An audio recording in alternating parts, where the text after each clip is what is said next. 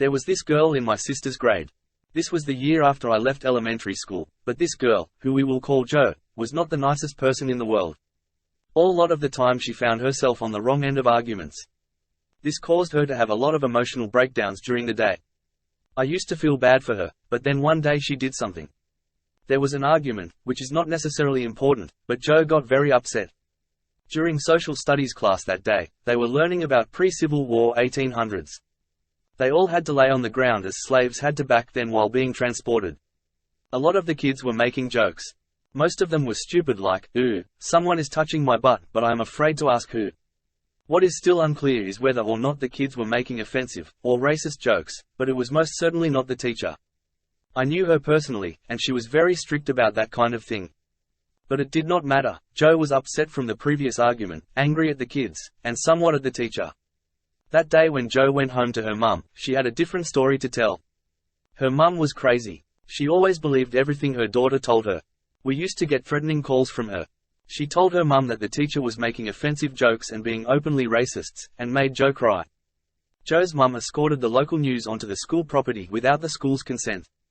She publicly humiliated the entire school, the staff, and most of all, her daughter. The news had no information whatsoever on what really happened. The only people they interviewed were certain mothers who weren't even there, blindly suggesting the school went against everything it stood for: respect, responsibility, and the safety of their students. They held an assembly. Meanwhile, we all saw the poor teacher crying as she walked to her car to go home.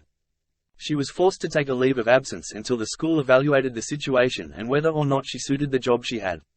Thankfully, she was only suspended for less than a month. But as for Jo, no one wanted to talk to her. Everyone knew she made up the story. And everyone was afraid to be her friend in fear of her changing the story and getting her mum involved in the situation again. The mum was appalled. We got more threatening calls from her, and Jo's sister was the only one who would sit with her at lunch for the last few months of the school year. Original poster's response to questions about what happened after. Jo learned her lesson. She never did anything like that again.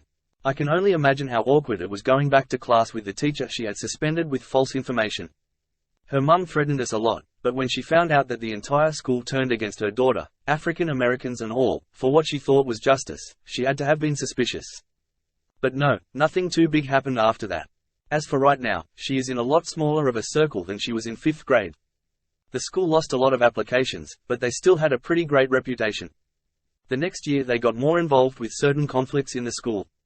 They encouraged students to go to them if something was troubling them at school before they involved the parents. And Jo is in middle school now, and people have seemed to forget about it. But it still pisses me off that some brat can make up a story and can get an innocent teacher suspended, and embarrass the entire school. Just thought that it was worth sharing.